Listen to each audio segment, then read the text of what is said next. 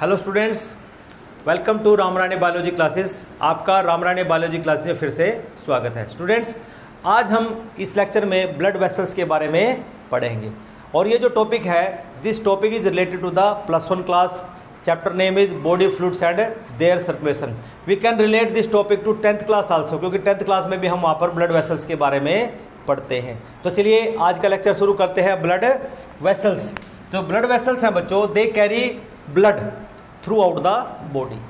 तो पूरी बॉडी में ये क्या काम करती हैं, ये ब्लड को कैरी करती हैं। अब ब्लड हमें पता है कि हमारी बॉडी में दो तरह का ब्लड हो सकता है, एक ऑक्सीजनेटेड ब्लड है और एक डीऑक्सीजनेटेड है, कि एक के अंदर ऑक्सीजन होगी और एक के अंदर कार्बन डाइऑक्साइड ज़्यादा होगी। उस जिसके अंदर ऑक्सीजन ज़्यादा होगी उसको ऑक्सीजनेटेड ब्लड कहते हैं, जिसके अंदर कार्बन डाइऑक्साइड ज़्यादा होगी उसको डीऑक्सीजनेटेड ब्लड हम कहते हैं। तो चलिए देखते हैं कि यहाँ पर ये सर्कुलेशन कैसे हो रहा है। देखिए हमारे पास ब्लड वेसल जो है मेनली दो तरह की होती हैं, एक होती है आर्टरी, एक होती है वेन। जब भी बच्चों हम आर्टरी की बात करते हैं, आर्टरी जो ब्लड कैरी करती है, कि जो आर्टरीज होती हैं carry blood heart to different parts. मतलब सिंपल टर्म्स में अगर कहें तो जो ब्लड है, ब्लड को ये जो आर्टरीज है अवे फ्रॉम द हार्ट लेके जाती हैं, ये इनका काम होता है। दूसरी बात याद रखनी है कि जो आर्टरीज हैं दे कैरी ऑक्सीजनेटेड ब्लड। कौन सा ब्लड कैरी करती हैं? ऑक्सीजनेटेड ब्लड कैरी करती हैं।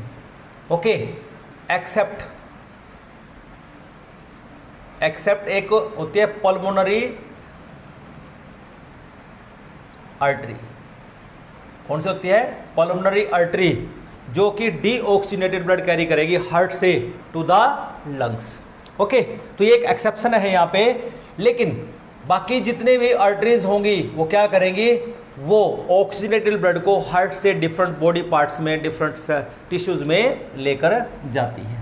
दूसरा हमारे पास जो मेन वेन है दैट इज वेन्स होती हैं, कि जब ब्लड डिफरेंट बॉडी पार्ट्स को सप्लाई हो रहा है तो दोबारा से ब्लड कलेक्ट भी होगा और वो हार्ट में आएगा भी, हार्ट से फिर वो लंग्स में जाएगा, लंग्स से फिर ऑक्सीजनेट होकर फिर हार्ट में आएगा। तो इसका मतलब कि जो वेन्स होगी इनका एक काम होगा, carry blood from different body parts to heart.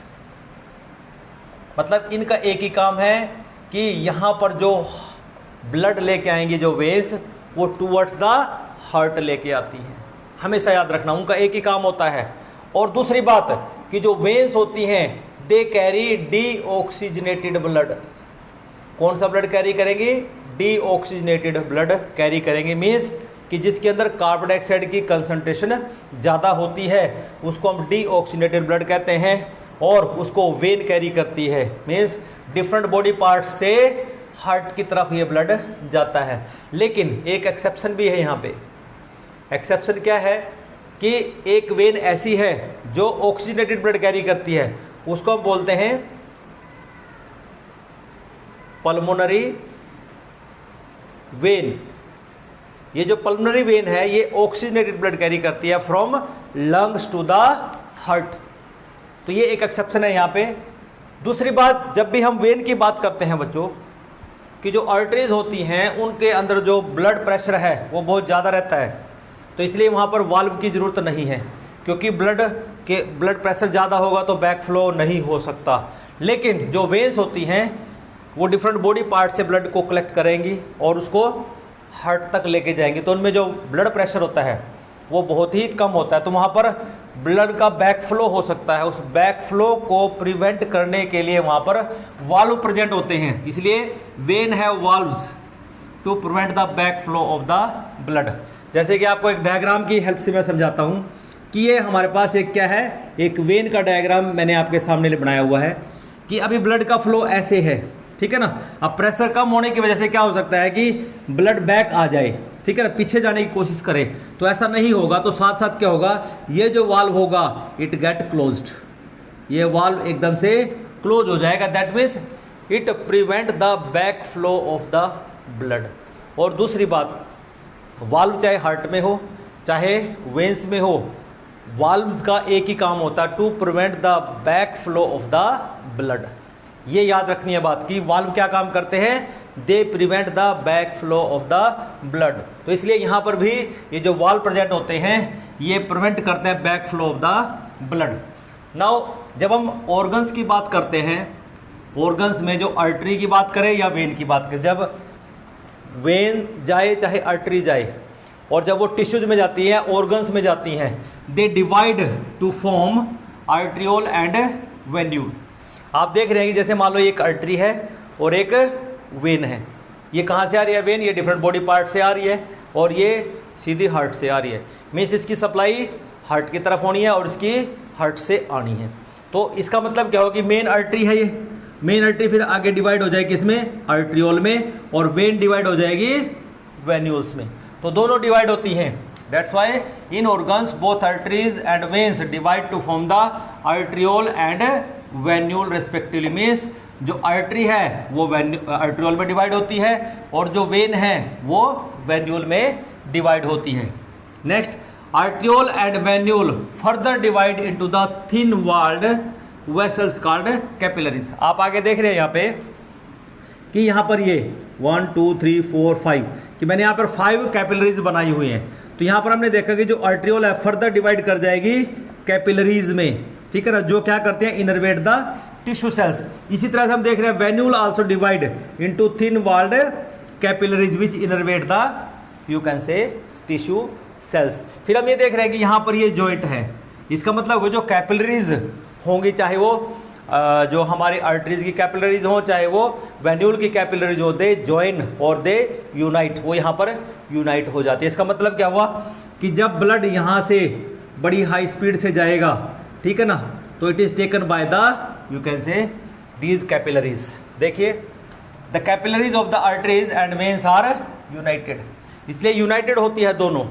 इसका मतलब क्या हुआ कि जो ब्लड इधर से जाएगा it is taken by these capillaries and these capillaries taken you can say blood to the venule, venule to the vein and vein to the heart, वो हार्ट के पास लेके जाएगी। तो यहाँ पर क्या काम ये कैपिलरीज या जो वेसल्स क्या काम कर रही हैं, nutrients, hormones and gases diffuses into the tissues cells through the walls of the capillaries.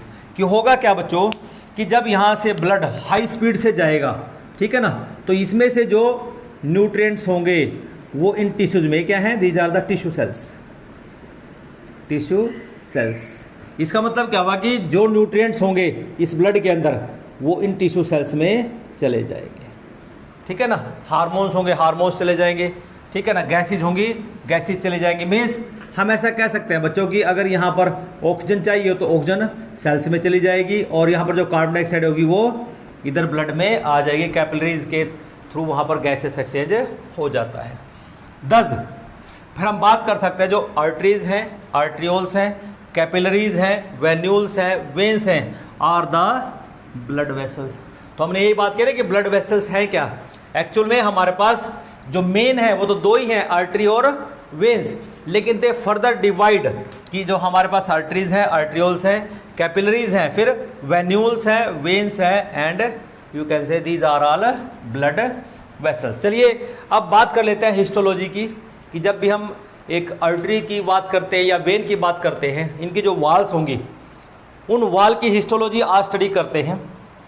जब भी हिस्टोलॉजी की बात होगी कि जो वॉल ऑफ आर्टरी है और जो वेन है इनमें 3 कोट्स होती हैं, 3 कोट कह सकते हैं या 3 लेयर्स कह सकते हैं। एक है हमारे पास ट्यूनिका एक्सटर्ना, दूसरी है हमारे पास ट्यूनिका मीडिया जो मिडल वाली है, और जो अंदर वाली है ट्यूनिका इंटरना। इसके बाद ल्यूमन स्टार्ट हो जाता है आर्टरी का। तो ये हमारे पास 3 लेयर्स होती है। चलिए अब इनको डिटेल में स्टडी करते हैं one by one with diagram. Tunica externa पास है, tunica externa as you will able to see in the diagram, tunica externa is the outermost layer। ये outermost layer है, this is ये जो structure है this is about the TS of vein and this is TS of the artery। तो ये artery है, ये artery का outer you can say coat है जिसको हम कहते हैं tunica externa, जो कि किसका बना हुआ है, connective tissues का बना होता है। तो it is the outermost coat formed of the connective tissue, you can say outer layer होती है, ठीक है ना, दोनों में आप आर्टरी में भी देख सकते हैं, आप वेन के अंदर भी देख सकते हैं कि it is the outermost covering और you can say coat which is formed of the connective tissue and also called tunica adventitia. इसको हम ट्यूनिका एडवेंटिशिया के नाम से भी जानते हैं। दूसरा है फिर second tunica media. It is the middle coat chiefly formed of the elastic connective tissue की बनी होती है एंड स्मूथ मसल फाइबर होते हैं इसमें। आप देखिए यहाँ पे कि यहाँ पर ये जो एरिया है दिस वन, ये ठीक है ना, ये जो एरिया है इसको हम क्या बोलते हैं, ट्यूनिका मीडिया, ठीक है ना। और इधर ये सारा ट्यूनिका मीडिया है which is made up of the circular muscle fibre and the elastic tissue से ये यहाँ पर बना हुआ है। और दूसरा आप यहाँ पे एक चीज़ और नोटिस कर सकते हैं, यहाँ पर ये जो ट्यूनिका मीडिया है ये थोड़ा थिन है इन द वेन, लेकिन जब हम आर्टरी की बात करते हैं it is very much thicker. इसकी यहाँ पर सिग्निफिकेंस है कि why you can say tunica media is thicker in artery than the vein. इसका सिग्निफिकेंस है क्योंकि यहाँ पर जो ब्लड बड़े प्रेशर से इसमें बहता है आर्टरीज में, तो इसलिए यहाँ पर जो ट्यूनिका मीडिया है उसकी थिकनेस ज़्यादा होती है। देखिए जो हमारे पास यहाँ जो थिकनेस है it is because of that कि जो आर्टरीज होती हैं उनमें जो ब्लड है वो बहुत हाई प्रेशर से बहता है, तो इसलिए इसकी जो इलास्टिसिटी है उसको बढ़ाने के लिए यहाँ पर इलास्टिक जो टिश्यू होंगे और जो सर्कुलर मसल्स हैं उनकी थिकनेस यहाँ पर वो ज़्यादा होती है। उसके बाद आता है हमारे पास ट्यूनिका इंटरना। अब जो ट्यूनिका इंटरना है इसको ट्यूनिका इंटीमा के नाम से भी हम बुलाते हैं। It is the innermost coat, ये innermost coat and made up of the two part, दो पार्ट से ये बनी हुई है। आप देख पा रहे हैं डायग्राम में भी कि एक हमारे पास एंडोथीलियम है और दूसरा इलास्टिक मेम्ब्रेन होती है। ओके, जो इलास्टिक मेम्ब्रेन है it is made up of the elastic tissue जो येलो फाइबर्स की बनी होती है। मीन्स ये जो लेयर आप देख रहे हैं it is made up of the elastic, ये फाइबर की यहाँ पर ये बनी हुई है। इट इज़ इलास्टिक फाइबर, ये मीन्स येलो फाइबर्स होते हैं उनकी ये बनी होती है, लेकिन ये थिकर होती है इन आर्टरीज कि जैसे अगर हम यहाँ पे देख पा रहे हैं कि ये जो है ये थिकर होती है इसमें आर्टरीज में, इट इज़ थिकर। ये जो मेम्ब्रेन है इलास्टिक मेम्ब्रेन है ये यहाँ पर आर्टरीज में थिक होती है। दूसरा है हमारे पास एंडोथीलियम। अब जो एंडोथीलियम है made up of flattened squamous epithelium cells which line the lumen.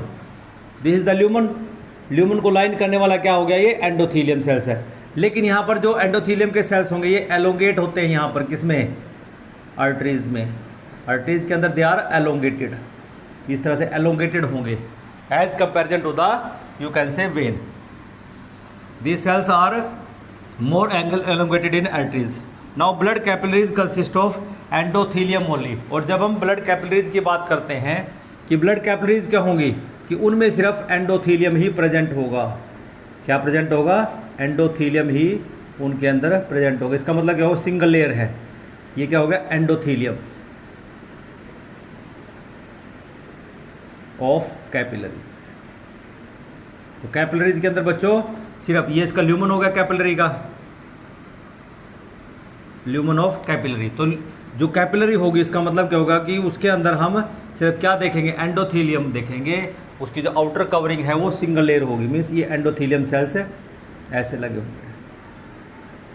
तो this is about the you can say blood vessels which are present in human circulatory system. तो आज के लिए बच्चों इतना ही करेंगे, ठीक है ना। तो अगर आज का लेक्चर आपको अच्छा लगा हो तो मेरे चैनल को सब्सक्राइब करें, लाइक करें और इस वैल्यूएबल इन्फॉर्मेशन को दूसरों के साथ शेयर करना ना भूलें।